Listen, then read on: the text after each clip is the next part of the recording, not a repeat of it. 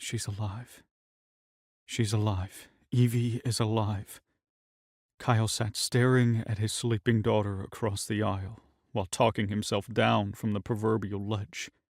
They were safely out of the blast zone of Prometheus 3, and she showed no signs of illness. He couldn't contemplate the other repercussions unfolding below them on the surface, not now. It only mattered that his daughter was alive. Everything else he would deal with when he had to. When he was capable of it. Luke was slumped in the seat behind Evie, the aircraft's hum lulling the teens into a fitful sleep.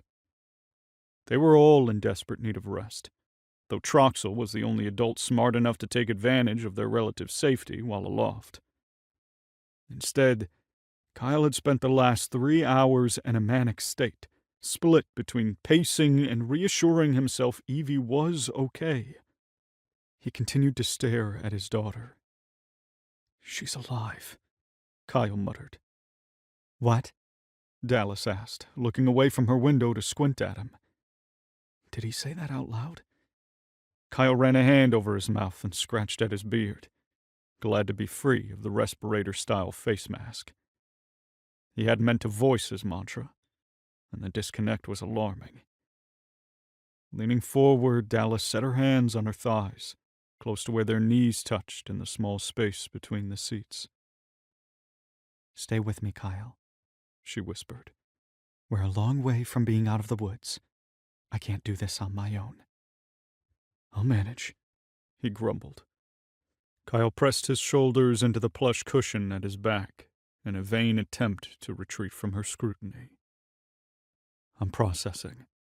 "You need to sleep," Drew barked. The doctor gestured at the kids in Troxel. "The human brain can only go for so long before it starts to fail." It was a solid observation. The trauma they'd all endured over the past 4 days, especially the shootout at the airport, was enough to shut anyone down. Retreating into a deep sleep had always been a part of Evie's recovery phase after a bad flashback. "I managed to catch a few hours when we were at home, waiting for the military escort that never showed up," Kyle explained. "But Troxel, I don't think he's slept in over 3 days. While working together in Mission Control, he'd pulled plenty of all-nighters with his best friend, but the cutoff was 36 hours. Beyond that was unknown territory." Drew shook his head. "I'm surprised he wasn't already hallucinating. I had nothing to do but sleep at the quarantine center while waiting for all the labs to run. Dallas?" He stared pointedly at her while removing a small medical device from his pocket.